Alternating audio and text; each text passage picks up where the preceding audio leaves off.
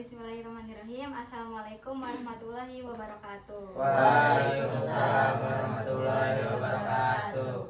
Bagaimana nih kabar teman-teman semuanya? Alhamdulillah. Alhamdulillah. Ada yang udah tahu belum kita kumpul pada malam hari ini mau ngapain? Belum ya. Jadi malam ini kita akan melaksanakan konseling kelompok. Ada yang tahu nggak konseling kelompok itu apa? Enggak ya. Jadi sebelum mulai saya menjelaskan apa itu konseling kelompok dan seperti apa, kalian udah pada kenal belum satu sama lain? Belum ya. Berarti kita kenalan dulu kali ya, biar lebih leluasa gitu. Ya, mulai dari saya ya. Tapi perkenalkannya itu sebutin nama dan juga hobi masing-masing. Jadi kalian harus hafal satu sama lain nih nama sama hobinya, nanti bakal dites lagi. Mulai dari saya ya. Nama saya Hana, hobi saya jalan-jalan. Boleh dari sini? Nama saya Syafal Tafairun. Hobi saya baca buku. Hai Alta. Nama saya Semi Baik Pasha. Hobi saya futsal. Hai Dani. Nama saya Michael Denata, hobi saya mancing. Hai Mancing. Nama saya Leni, hobi saya makan. Nama saya Radit, hobi saya mencatur. Hai Radit. Nama saya Arlena Razwa, hobi saya nyanyi. Hai. Nama saya Ajra Safia. Hobi saya melukis. Oke, udah perkenalan semuanya ya. Boleh dites dulu kali ya biar lebih kenal nih. Ini kakak ini boleh disebutin nama sama hobinya kalian itu siapa? Hobinya apa tadi ya? Makan. Namanya Leni Marini. Oke. Benar nggak? Iya betul. Kalau kakak yang ini itu siapa namanya sama hobinya? Namanya Raditya. Hobinya itu main catur. Benar nggak? Benar. Berarti udah kenal satu sama lain ya. Sudah. Nah, sebelum mulai ke konseling kelompok, boleh kita berdoa dulu ya supaya kegiatan kita dilancarkan. Amin. Berdoa mulai. Berdoa selesai. Nah, jadi konseling kelompok itu layanan yang ada di dalam BK nih, yang dimana kita itu menceritakan masalah yang ada pada diri kita, kayak misalkan boleh sharing pengalaman atau kegiatan atau masalah yang ngeganggu kegiatan kita sehari-hari gitu. Nah, di dalam layanan konseling kelompok ini kita nggak boleh tuh menyebarluaskan cerita teman kita atau cerita kita kepada orang lain. Jadi cukup kita aja di sini yang tahu masalah yang kita dibahas ini. Udah pada paham belum? Udah.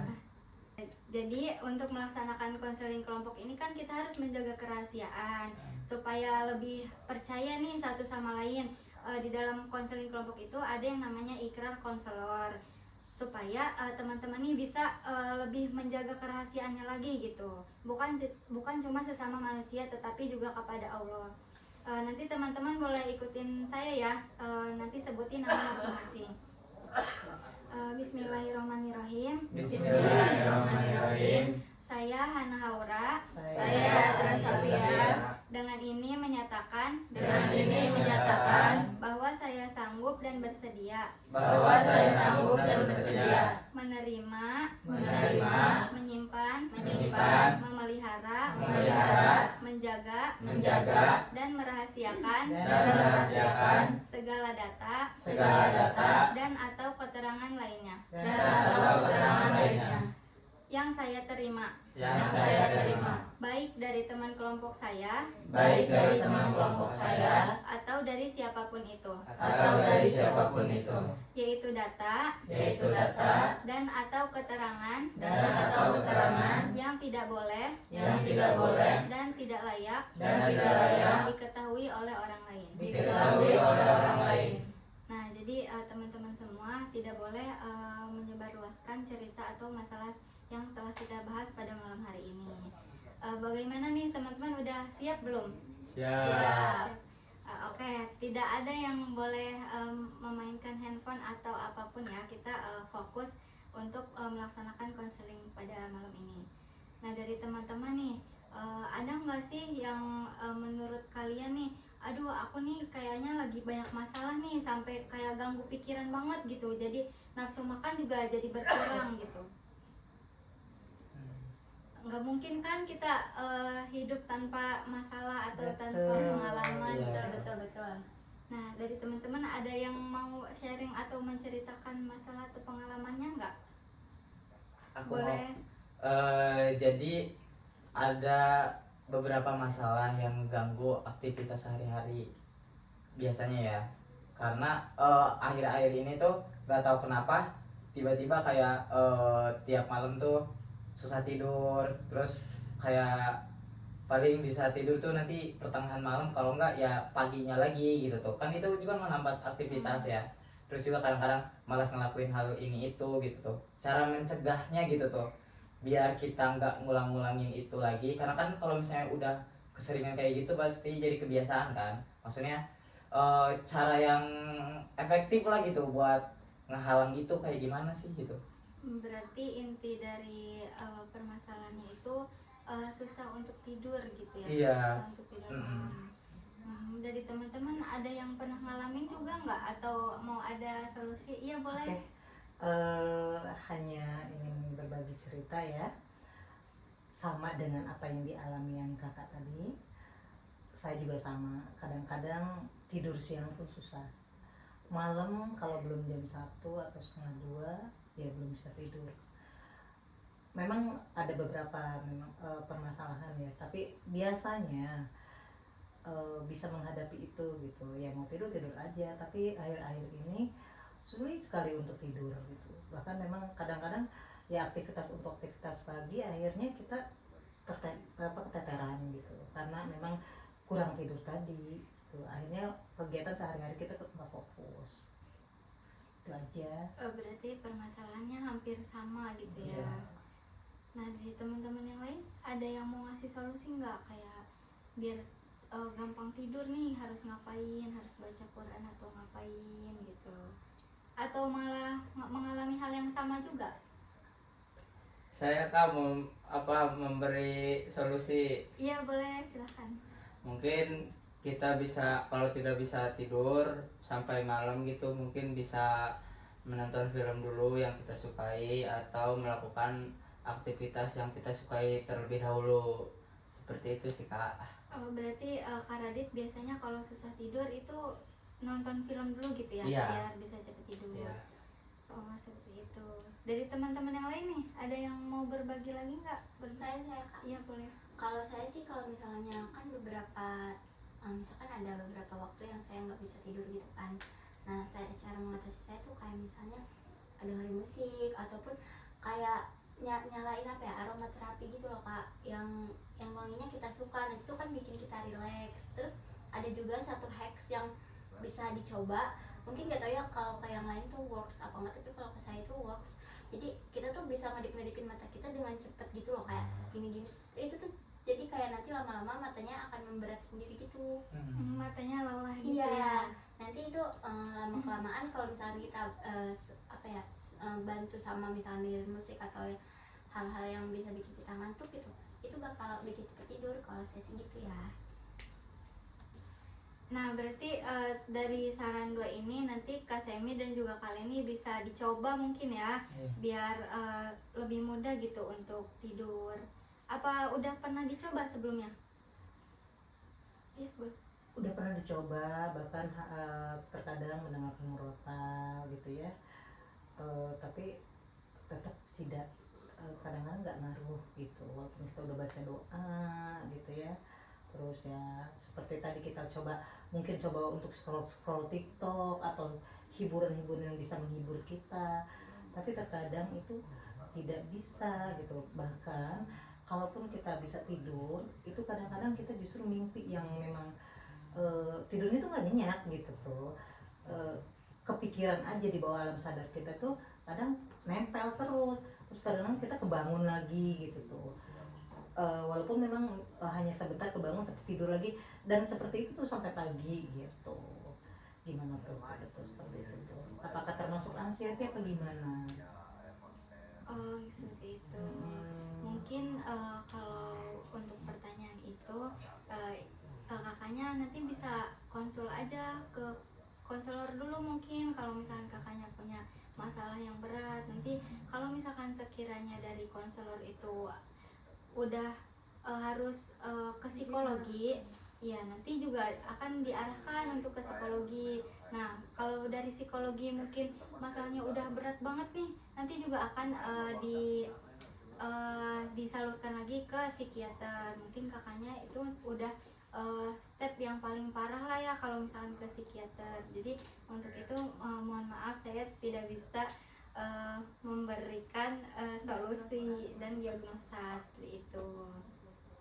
Dari teman-teman yang lainnya ada yang punya masalah lagi nggak, atau lagi pengen apa, lagi mau sharing pengalamannya gitu? Kak, saya mau cerita nih. Jadi kan saya tuh kalau misalkan ya saya punya apa ya, keinginan. Misalkan saya nih akhir-akhir ini tuh pengen kerja. Nah, itu tuh saya terlalu apa ya, ngedorong diri saya tuh buat ayo cari gimana caranya saya nyari kerja. Jadi kayak apa ya, di dalam satu waktu itu, misalnya dalam satu hari saya tuh harus fokus nyari kerja sampai dapat gitu. Jadi gimana ya, kayak misalkan saya bukan masalah buat nyari kerja aja gitu, tapi kayak saya pengen beli ini, pengen beli itu, saya tuh harus nyari apa yang mau saya dapat itu di hari itu. Jadi sampai saya kadang sampai pusing sendiri gitu loh Kak. Itu gimana ya cara ngatasinnya biar enggak kayak gitu. Itu berarti termasuknya seperti terobsesi gitu ya, Iya. sama suatu hal. Boleh nih dari teman-teman ada yang mau ngasih saran nggak? Atau sama juga pernah mengalami hal seperti itu? Ya, oke. Kita hanya sekedar berbagi aja ya. Mungkin untuk permasalahan tadi kita harus melihat dulu nih, apa nih skala prioritas kita. Kalau memang itu bisa kita penuhi di hari itu, mungkin bisa kita ikutin. Tapi kalau misalnya itu akan membahayakan kita, atau misalkan tidak sesuai dengan apa yang kita mampukan saat ini, kita skala prioritas dulu yang kita dahulukan. Kalau misalkan harus dapat hari ini, terobsesi harus dapat hari ini, ya mungkin yang terpenting dulu lah yang harus kita dahulukan, itu aja sih mungkin. Nah berarti dari ceritanya Kak Ariel tadi, Kak Ariel nih harus melihat dulu nih yang mana yang lebih penting gitu. Yang sudah seperti yang sudah disampaikan tadi, kita harus melihat skala prioritas dulu gitu. Ya seperti itu. Nah, dari teman-teman yang lain ya, ada yang mau sharing lagi nggak? Atau bercerita lagi tentang masalahnya? Kakak aja mungkin Kak, ada ini nggak? Oh iya, aku mau sharing ya pengalaman sekarang kan saya lagi semester akhir ya, sedang menjalankan skripsi di semester akhir. Terus saya tuh kadang suka ngerasa insecure gitu karena lambat wisuda gitu, tertinggal sama teman-teman sebaya saya gitu. Gimana caranya buat mengatasi rasa insecure itu? Terima kasih. Terima kasih. Boleh yang lain ada yang mau ngasih saran nggak? Saya Kak mau ngasih saran. Iya boleh. Jadi kalau menurut saya Kak Azra jangan jangan menghiraukan perkataan orang lain gitu. Kak Azra cukup fokus ke tujuan Kak Azra aja. Kan Kak Azra lagi nyusun skripsi. Nah kalau ada yang bilang Kak Azra gimana, jangan didengerin. Makasih Kak Alta. Berarti harus fokus sama tujuan sendiri gitu ya, jangan melihat ke kanan atau kiri. Ya kita harus berjalan lurus gitu. Ada lagi nggak yang mau berpendapat? Saya Kak, Iya. jadi menurut saya tuh tips yang ampuh banget tuh, kita jangan jadiin orang itu sebagai penghalang kita buat kita nggak fokus ke tujuan kita sendiri dan kita merasa malu gitu. Malah sebaiknya orang yang mungkin lebih atau dia tuh udah duluan lulusnya dari kita jadikan mereka tuh sebagai motivasi kita buat kita agar kita tuh jadi lebih baik lagi. Terus kita juga nggak perlu insecure, kita juga bakal fokus sama tujuan kita. Karena kenapa, kalau misal kita jadiin mereka tuh sebagai bahan insecure kita, ya kita nggak bakal loncat-loncat dari situ. Tapi kalau misal kita berpikirnya mereka tuh sebagai motivasi kita atau sebagai batu loncatan kita gitu, tolak ukur kita buat kita jadi sukses. Karena kan kita pasti mikirnya kayak gini, kalau misalnya kita jadi mereka motivasi, kalau misalnya dia bisa kenapa saya gak bisa gitu tuh. Ya jadiin mereka sebagai motivasi aja sih, daripada sebagai hal yang bakal bikin kita insecure terus gitu kayak gitu. Terima kasih. Mungkin Kak Azra nanti bisa terapkan ya tips dari Kak Altaf dan juga Kak Semi. Siapa tahu Kak Azra bisa lebih semangat gitu untuk menyelesaikan skripsinya. Ya, makasih kakak-kakak atas tipsnya. Dari yang lain ada yang mau sharing lagi nggak nih? Atau ada yang mau cerita masalahnya? Saya Kak mau cerita. Iya. Saya kan orangnya emosian ya Kak. Saya tuh kalau misalkan lagi di sekolah nih, misalkan saya lagi fokus nulis, terus ada teman saya yang ganggu atau apa gitu, saya tuh langsung aja orangnya emosi gitu Kak. Jadi gimana caranya buat saya nahan emosi saya? Tipsnya berarti ya biar nggak emosian. Boleh dari kalian nih. Oke. Kita berbagi saja ya. Dari pengalaman apa yang dirasakan sama Kak Ika ini, mungkin yang paling utama itu kita beristighfar. Karena insya Allah dengan kita beristighfar itu kita akan mendapatkan ketenangan hati ya. Dan sangatlah rugi kalau kita menjadi orang yang sangat emosian. Orang yang sangat emosian itu kita akan sulit untuk mendapatkan teman, karena mereka akan malas gitu berteman dengan kita. Karena ketika misalnya mereka tujuannya bercanda, tapi ternyata kita tanggapinnya dengan emosi, nah mereka otomatis perlahan-lahan mereka akan menjauhi kita gitu. Jadi anggap saja bahwa mereka itu mungkin tujuannya bercanda gitu. Kalau misalnya mereka memang sangat mengganggu untuk kita, bolehlah kita maksudnya bertanya sama mereka dengan baik-baik, tidak perlu kita dengan emosi, karena emosi itu sangat merugikan diri kita sendiri. Itu aja. Nah, Kak Ika bisa diterapkan mungkin ya saran dari kalian ini. Boleh diulang nggak tadi apa saja tuh yang harus dilakukan? Yang pertama istighfar, terus jangan memperdulikan orang lain. Nah ya, dari yang lain ada yang mau ngasih saran lagi nggak atau bercerita nih tentang masalahnya? Kak, saya mau nanya, Iya boleh, silahkan. saya kan baru keterima kuliah ya bulan ini. Itu apa aja sih yang harus disiapin buat nanti masuk kuliah? Berarti apa yang harus disiapin sebagai mahasiswa baru ya? Nah dari kakak yang lain ada yang mau kasih tips nggak? Aku Kak, Iya boleh. jadi kan aku juga pernah jadi mahasiswa baru ya, jadi maba. Nah di situ tuh kita tuh harus benar-benar bisa nyiapin mental kita, terus kita juga nyiapin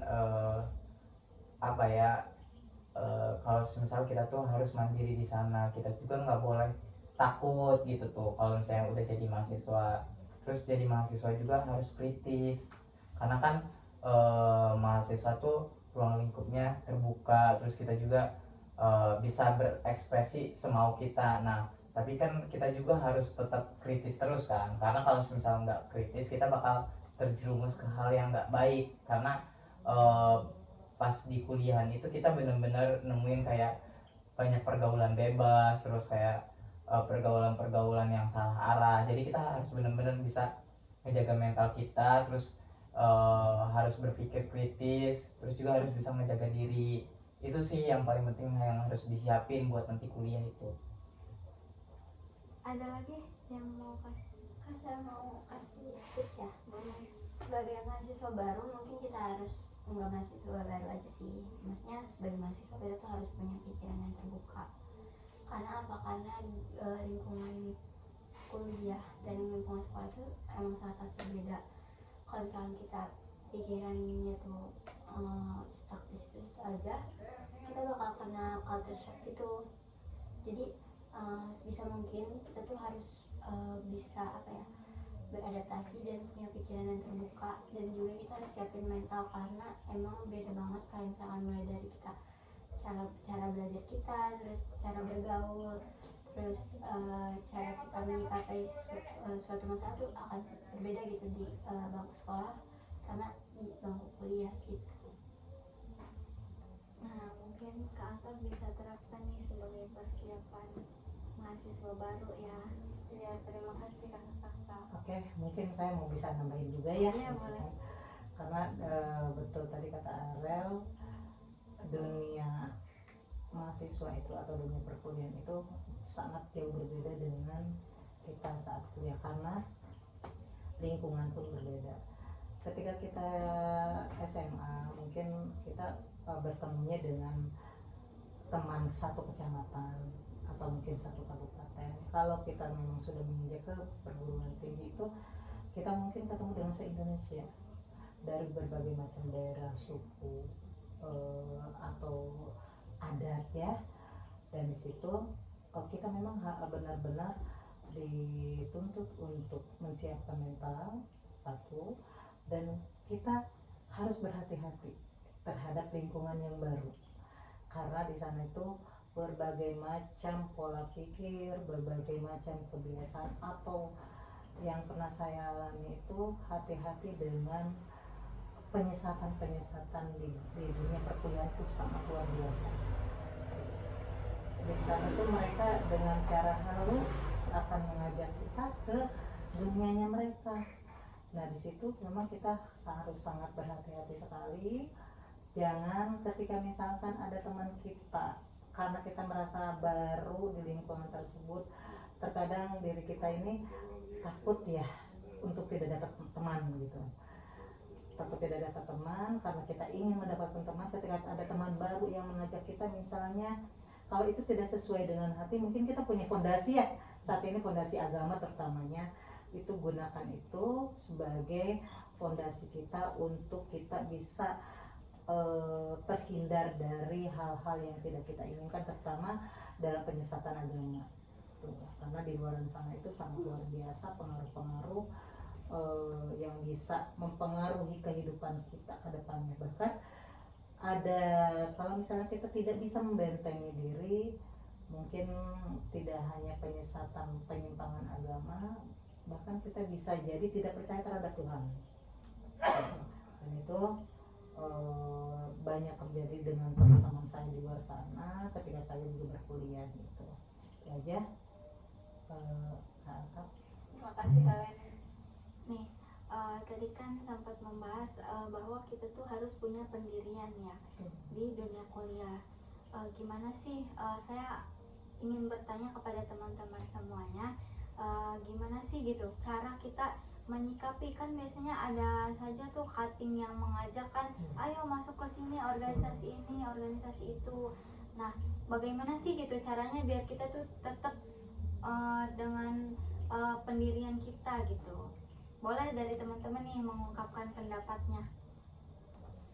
Saya Kak, gimana kita ngejaga pendirian kita biar kita nggak terhasut gitu ya sama mereka. Nah sebenarnya gampang aja sih, kita tuh harus bisa pola pilih gitu tuh, kayak apakah ini tuh hal yang bermanfaat bagi kita atau tidak. Terus juga kan di dunia kuliahan tuh kita harus banyak relasinya ya, pastinya kita juga banyak ketemu orang. Nah di situ tuh kita harus cari tahu gitu tuh dari segi kebiasaan mereka kayak gimana, terus kita juga harus lihat kepribadian mereka kayak gimana. Pasti kan omongan-omongan cutting tuh kan pada manis-manis ya awalnya kan, udah pasti. Nah kita tuh harus bisa pola pilih lah gitu tuh, apakah hal ini bermanfaat. Kita harus tanya dulu, kalau misal hal ini bermanfaat bagi diri kita ya kita pasti bakal ikutin kan. Tapi kan ada juga hal-hal yang banyak merugikan kita dari segi waktu, terus finansial atau apapun itu. Nah itu yang harus kita jaga, dan juga kita tuh harus ngebanyakin relasinya, yang relasi yang baik. Terus kita juga harus bisa bersosialisasi. Nah kalau misalnya kita udah bisa bersosialisasi, pastinya kita nggak bakal gampang terjerumus akan hal-hal kayak gitu sih. Ya mungkin itu sih tipsnya. Oke, terima kasih. Dari teman-teman yang lain ada yang mau berpendapat juga nggak? Biar kita nih nggak gampang terjerumus gitu sebagai mahasiswa. Yang yang terpentingnya sebetulnya itu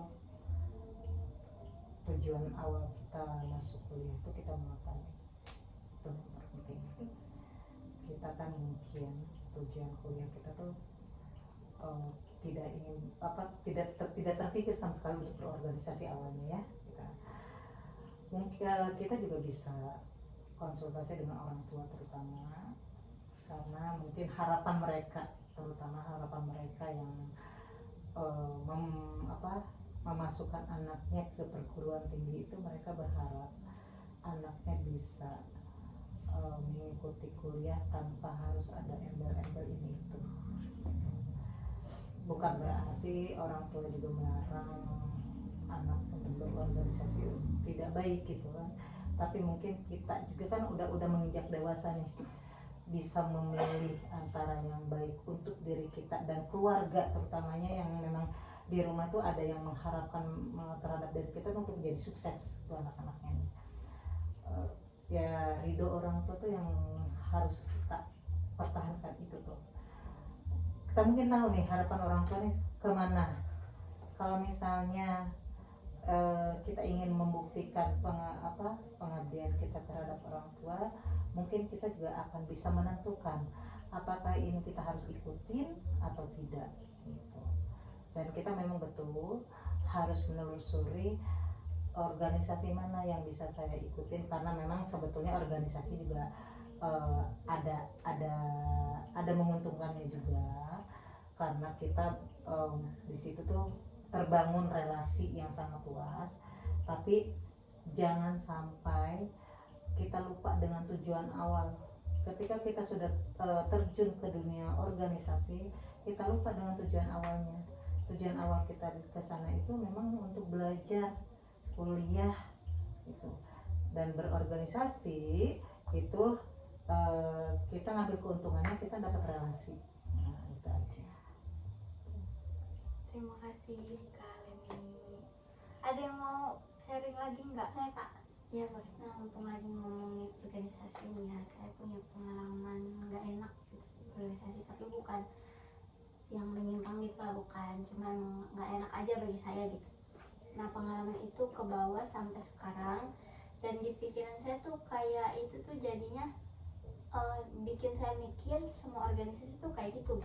Padahal saya emang tahu nggak semua organisasi itu kayak gitu, cuma sampai sekarang pikiran enggak, tapi kalau sekarang sih udah agak enggak yang terlalu mikir kayak gitu ya. Cuma ya lumayan gitu, saya tuh sering mikir kayak organisasi itu ya kayak gitu rata-ratanya kayak gitu. Jadi gimana sih caranya supaya saya enggak mikir kalau semua organisasi itu sama-sama apa yang saya pernah jadi pengalaman.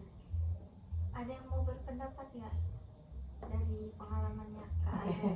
Saya bagi mungkin ya, pengalaman pribadi, saya pribadi juga memang sangat senang untuk berorganisasi, karena memang keuntungannya juga memang banyak. Kita diuntungkan dengan banyaknya relasi, dan pikiran kita juga lebih terbuka sebetulnya, karena di situ tuh kita dituntut memang untuk bisa mengungkapkan pendapat kalau kita berorganisasi. Dan kita di lingkungan organisasi biasanya mereka orang-orang yang terbuka di dunia organisasi. Tapi memang mungkin ada negatifnya juga.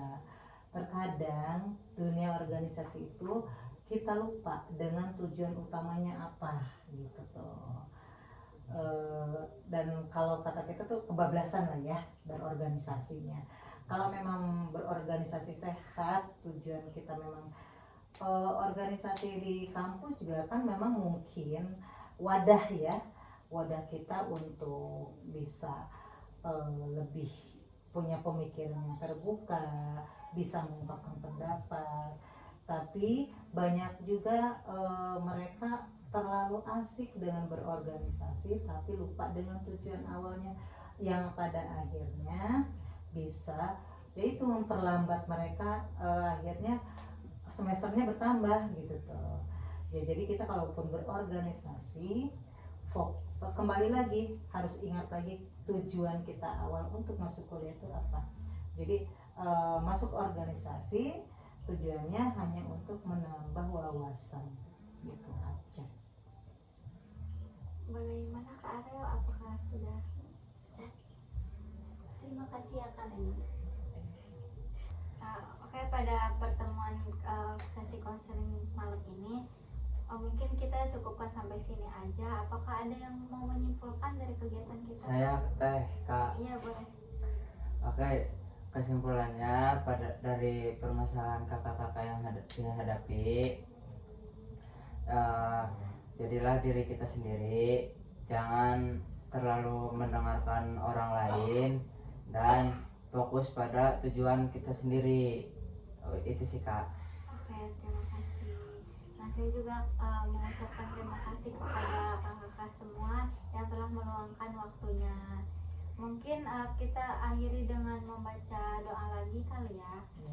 Berdoa mulai. Berdoa selesai.